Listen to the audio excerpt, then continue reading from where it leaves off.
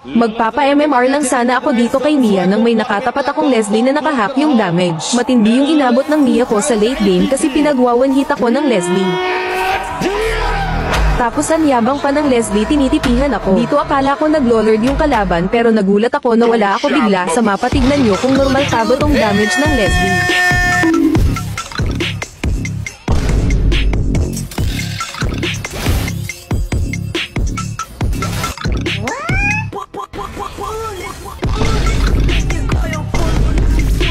Ayaw kong mapahiya sa mga viewers ko kaya good luck.